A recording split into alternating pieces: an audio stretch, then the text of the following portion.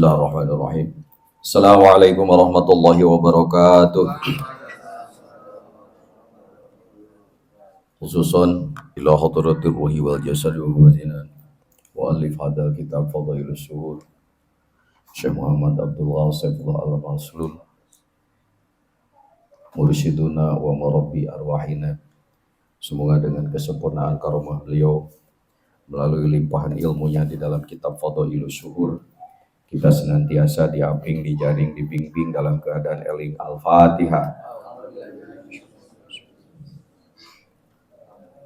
Iya kan nomor 2 iya kan nasta'in ihdinas siratal mustaqim siratal ladzina an'amta 'alaihim ghairil maghdubi 'alaihim waladdallin. Amin ya Allah ya rabbal alamin. Yang mulia para wakil talqin, khusus alhamdulillah sudah ada di tengah-tengah kita pengersa Abah Jagat Al-Kholis. Kita doakan semoga beliau senantiasa diberi kekuatan, kesehatan lahir batin, amin. Sehingga beliau dengan tugas yang tidak ringan senantiasa dibimbing oleh Allah Subhanahu wa taala, amin. Kita juga bersyukur di tengah-tengah kita sudah pada hadir yang ikut menjadi syahid mendampingi pengersa Abah, hadir di tempat yang luar biasa bagi yang tahu, bagi yang tilawah, yaitu titik di Indonesia yang memang Indonesia ini negara yang penuh dengan berbagai rahasia. Hanya para wali Allah yang bisa mengungkapkannya. Dan di antara kita ada orang-orang yang menjadi syahid, menjadi saksi tentang perjalanan itu. Bersyukur nanti kita ingin mendengar beberapa informasi yang berharga tentang rahasia-rahasia yang dibukakan oleh mursyid kita sehubungan dengan perjalanan ini bukan perjalanan yang biasa, tetapi perjalanan yang sangat luar biasa. Mapping perjalanan ini atau peta perjalanan ini juga diungkap oleh beliau di dalam kitab Fadailus Syuhur. Kitab Fadailus Syuhur adalah kitab yang bukan hanya cocokologi, tetapi kitab yang mengungkap peta perjalanan spiritual setiap kita pada setiap bulan. Sehingga setiap bulan itu kita tahu capaiannya apa. Ini akhir dari bulan Jumadits Tsaniyah. Sebentar lagi kita akan masuk bulan Rajab. Apa peta spiritual, capaian spiritual kita pada bulan Jumadits Tsaniyah ini, untuk mengingatkan sebelum kita masuk kepada bulan Rajab. Jumadits Tsaniyah itu terdiri dari 11 huruf. Pertama jim. Jim itu menggambarkan tentang satu makna yang dalam. Makna biasa artinya ja'a. Tetapi ja'a yang dimaksud dalam peta perjalanan spiritual adalah datang kepada Allah gitu. Jadi kalau idza jaa, apabila datang dalam pengertian syariat mah datang we biasa, datang ke hiji tempat, datang ke hiji ke satu riungan dan lain-lain. Tapi kalau datang di dalam perjalanan spiritual mah bukan datang sembarangan, yaitu datang kepada Allah. Selain itu bukan makna jaa di dalam perjalanan suluk, Pak. Nah, kalau datang kepada Allah itu pakai apa? Kalau datang ke Bani Alto pakai kaki, pakai motor, pakai mobil, tapi datang kepada Allah nggak bisa pakai kaki.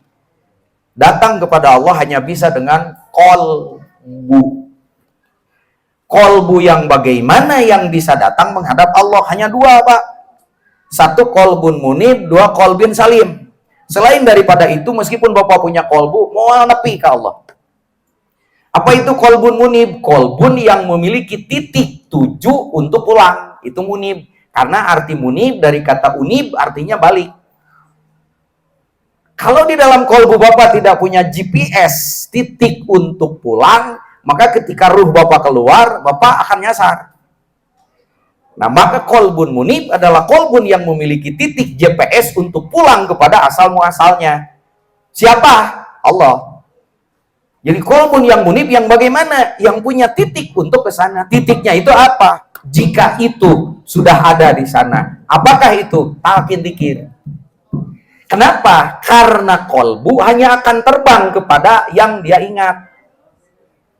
Qalbi yutiru syauqan ila liqaiha. Kalau Bapak rindu, Bapak ingin menemui yang dirindui, maka ketika ingat, Bapak sampai kepada yang diingatkan itu.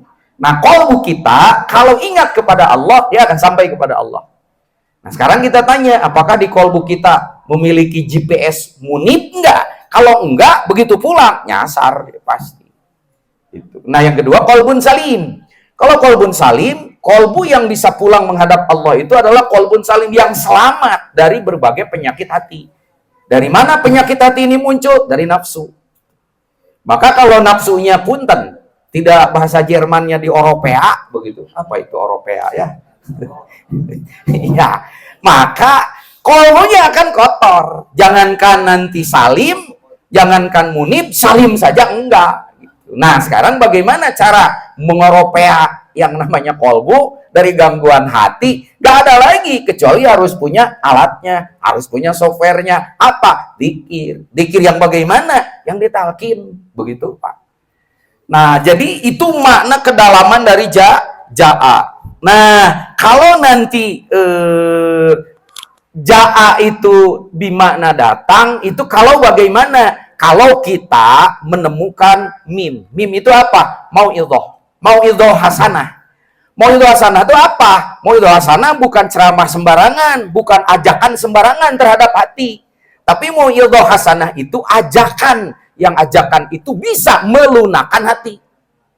Kenapa? Karena ada ajakan yang tidak melunakkan hati. Bapak ceramah, balik ceramah kalah senir sampir kabatur, merasa aku paling. Itu bukan mau'idhah hasanah, Pak. Mau'idhah sayyi'ah itu. Setelah Bapak dengar ceramah, merasa aku paling sunnah, merasa aku paling baik, itu bukan mau'idhah hasanah. Pokoknya mah di dalam perjalanan spiritual yang disebut mau'idhah hasanah mah jika ajakannya itu sanggup melunakkan hati Bapak gitu. Kalau tidak, punten, mungkin hanya ngaji denge aja yang masuknya ke celi. Ai celi mah celi katel asup tika tuhu keluar di kenca. Da ari mau'idhah hasanah nu melunakkan hati mah cepil, pas nyecep nyempil ka eta, Pak. Nyempil na teh dina hate lain dina pikiran. Nah, nanti kalau mau'idhah hasanahnya itu masuk, mulai muncul alif. Alif yang pertama. Alif yang pertama itu apa? Adab. Mata kalau menjelma bener ayeuna mencari ilmu yang mau'idhah hasanah, adabnya muncul enggak? Geus ngaji tambah sombong. Bahkan dia sudah bertorekat tambah sombong. Tidak benar, Pak, ini. Berarti itu bukan torekat. Tapi celi torek si eta cengkat. Bukan ahli suluk dia. Berarti dia itu bukan mau'idhah hasanah, dan mau'idhah hasanah pasti melunakkan hati. Kalau melunakkan hati, pasti muncul adab. Meskipun Bapak belajar toriko, sanadnya banyak, tapi adabnya tidak ada. Nu tadi teh ya diajar torekat teh celi torek si eta cengkat. Jadi nah nanti kalau misalnya cirinya orang yang sudah dapat adab itu apa di dalam suluk? Ciri orang yang sudah mendapatkan adab di dalam suluk, dia hatinya itu akan mulai merasa diseru. Karena itu ada huruf berikutnya. Apa? Dal. Dal itu apa? Dakwah. Nah, makna dakwah ada dua. Satu ada dakwah Allah, dua ada dakwah setan. Dua-duanya menyeru itu. Nah, Bapak resepna terseru oleh siapa? Oleh si eta, apakah oleh Allah? Atau sakapun ku Allah, sakapun ku si eta? Ya, tanya kan dari salangan. Karena dakwahnya ada dua, dakwatullah dan dakwatus syaitan gitu. Nah, kalau nanti dakwatullahnya itu jalan, maka ada dua apa cirinya? Pertama, dia merasa dari atas merasa diseru oleh Allah untuk selalu mengingatnya. Satu, dakwah yang benar itu. Dakwah yang benar disebut dakwatul haq. Dakwatul haq itu adalah jika setelah kita belajar, setelah kita menimba ilmu, setelah kita suluk, kita merasa ada seruan dari atas untuk selalu mengingatnya. Itu dakwatul haq. Jadi tiluhur kahana. Tihanap kaluhur manehna mengingat yang menyeru itu dengan cara apa? Dzikir. Maka kalimat dakwatul haq tidak lain adalah dzikir. Itu urutannya, Pak. Nah, nanti buah dari dzikir itu hanya akan ada dua, Pak. Pertama, zikir yang berbekas. Makanya ada alif berikutnya. Alif itu disebut al-athar. Athar itu bekas, bekas dari zikir. Kalau zikir tidak berbekas, waspada. Bisa jadi zikirnya belum pas sesuai dengan takaran, sesuai dengan SOP. Bisa jadi hatena geus teu teuing. Di dagoran ku zikir ting di zaman pangarsa abah anom, abah sepuh wa. Hari lu kene, lu kan zaman abah awas, anggar we kitu. Lain dikir nu disalahkeun, hate bapak telasna geus make teuing gitu. Jiga hipu tapi telas, Pak.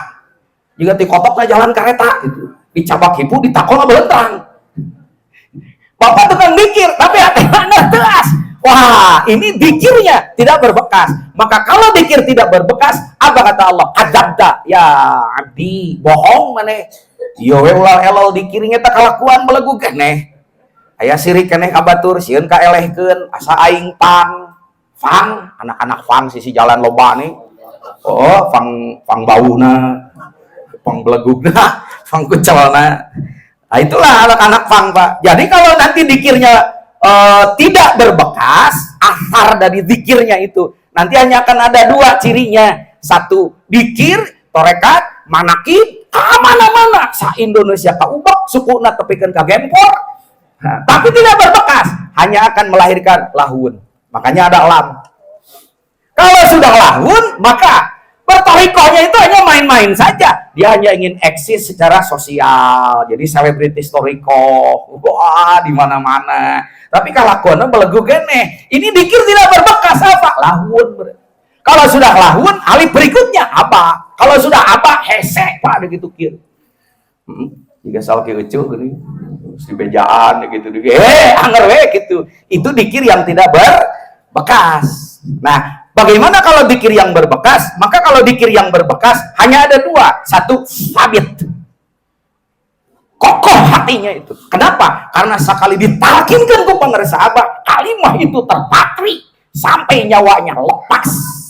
Orang mah lain, ceprot kolosot deui. Ceprot kolosot deui. Bahkan teu karasa eta ngolosot. Jika kolor bapak teu karasa ngolosot gitu. Ai kolor karasa ngolosot, ai dikir ngolosot tina hate henteu. Makanya talqin bisa berulang-ulang tuh itu, Pak. Sabbatakallahu bil qouli tsabit fil hayati dunya. Mangkung hirup kene, hajar deui sampai terpatri di situ. Kalau itu sudah sabit, ada nun faniyah.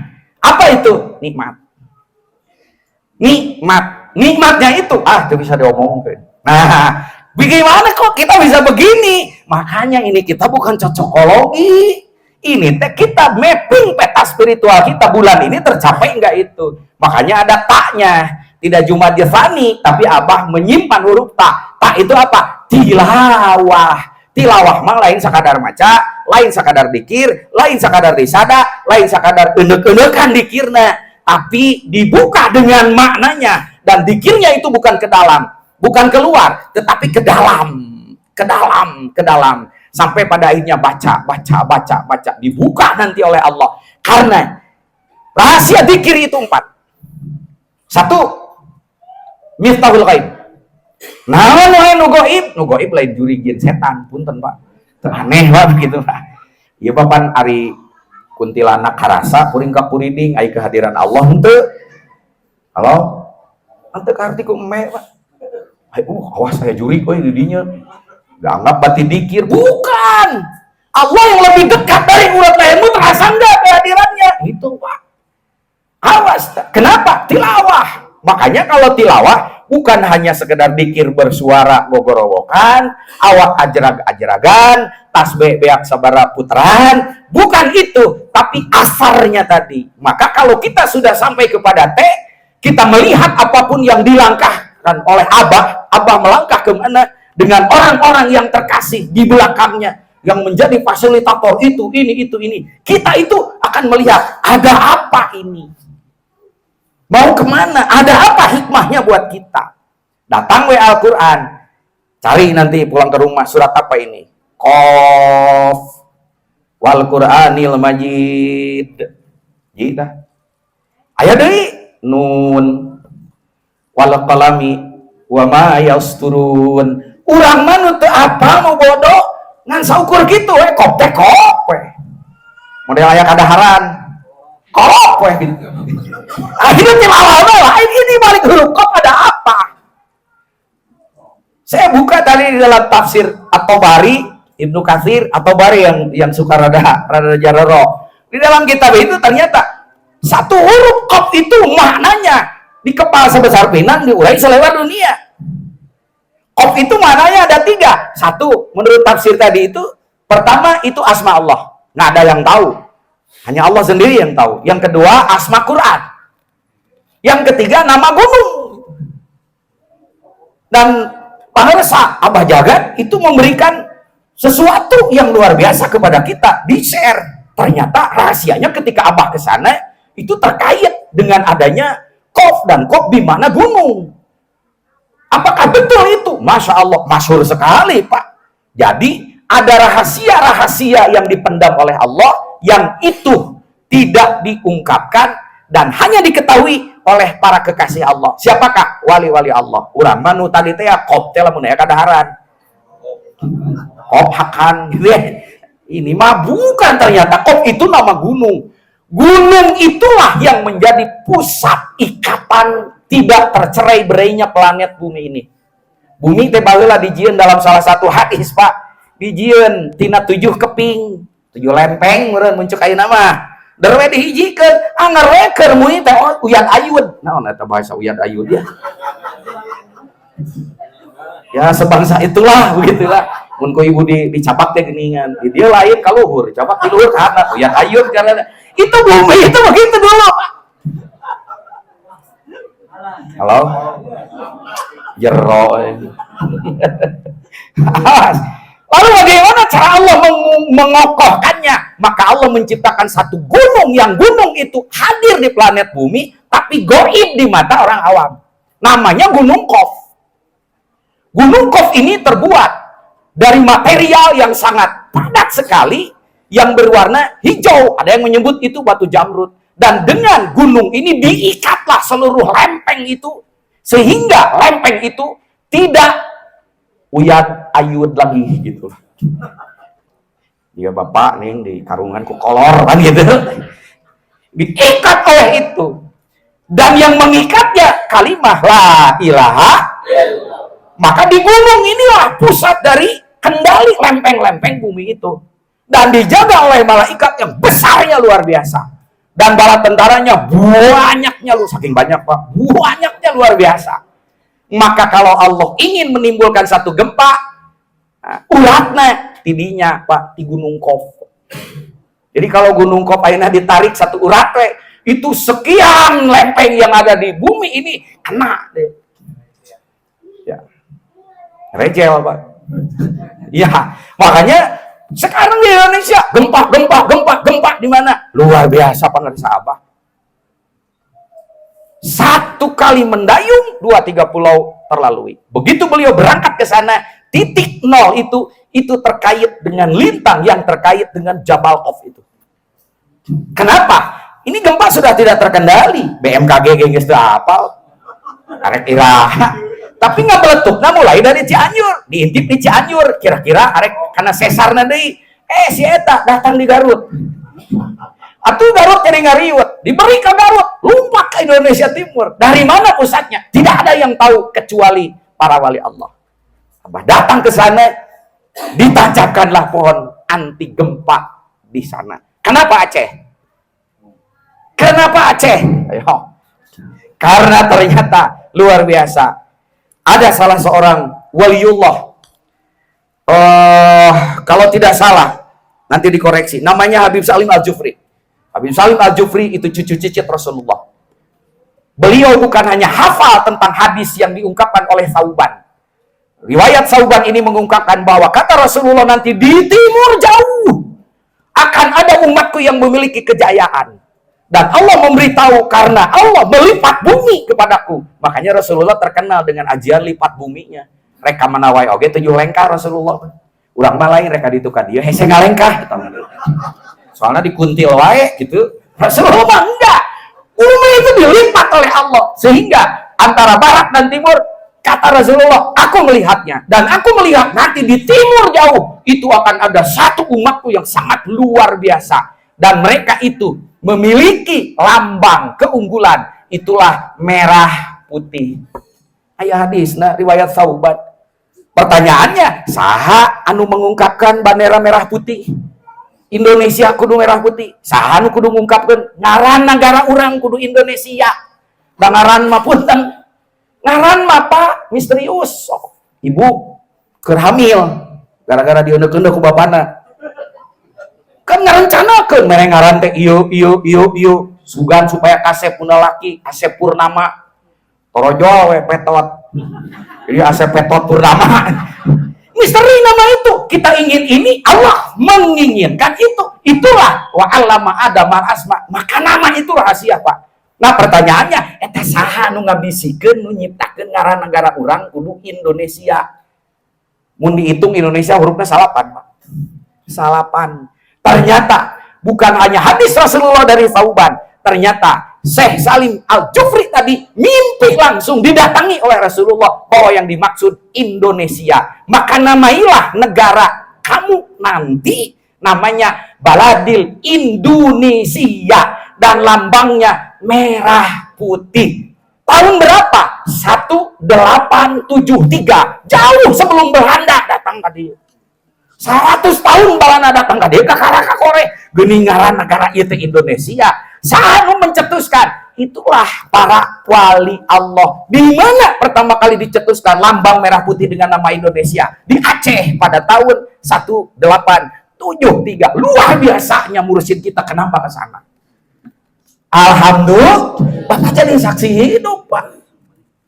Sekarang kalau dihitung 1873 sok jumlah angkana sabaraha? Hijeng 8 sabaraha? 8 ujung 7. 16 jeung hiji jeung 3 sabaraha? 18 angka hirqoh. 19 angka hirqoh. Nah, kemudian apakah Jabal Qaf itu ada riwayatnya? Ada, terungkap zaman Dzulqarnain. Salah satu ada yang menyebut wali, ada yang menyebut nabi. Dzulqarnain, beliau pernah menemukan dan sampai di puncak gunung itu. Ada yang menyebut Dzulqarnain itu yang memiliki 2 tanduk, sehingga Dzulqarnain tandukan ayah, terserah. Tapi Dzulqarnain itu yang memiliki 2 pusaka sehingga menguasai dunia. Apa? Dzikir jahar dan dzikir hopi. Sehingga beliau bisa membuka tirai gaib beliau sampai di sana. Sampai di gunung itu kaget Dzulqarnain. Karena ada gunung yang ternyata inilah puncak dari ikatan bumi. Ditanya oleh Dzulqarnain, "Man anta?" "Sama nih." Gunung itu menjawab karena ada malaikat yang menjaganya. "Aku adalah Jabal Qaf." Hadis itulah yang masyhur. Nah, kita menjadi salah satu saksi. Dan saksi-saksinya ada di tengah-tengah kita. Luar biasa perjalanan itu, Pak. Maka kenapa? Tilawah. Di akhir Jumat Tsani ini tilawah lagi, zikir lagi. Karena zikir itu miftahul ghaib.